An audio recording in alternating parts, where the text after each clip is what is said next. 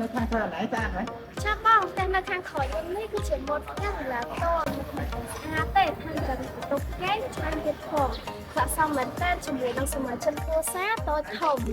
តោះទៅមើលខាងក្នុងផ្ទះវិឡាជាមួយនឹងទាំងអស់គ្នា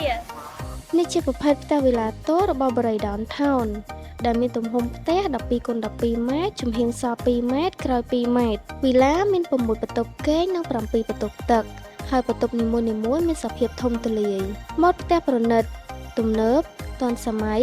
ហើយតម្លៃសមរម្យទៀតផងសម្រាប់លក្ខខណ្ឌនៃការបង់ប្រាក់វិញអតិថិជនបង់ផ្ដាច់ភ្លាមនិងមានការបញ្ចុះតម្លៃ 10% ភ្លាមអ្វីដែលកាន់តែពិសេសនោះមានការថែមជូននៅកាដូជាច្រើនសម្រាប់អតិថិជនគ្រប់រូបទាំងអស់តោះ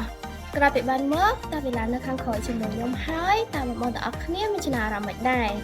បើមានចំណាប់អារម្មណ៍អញមកសាកសួរព័ត៌មានលម្អិតជាមួយនឹងខាងផ្នែកលក់ឬក៏ឆាតចូល Page បរិយា Downtown ឥឡូវនេះ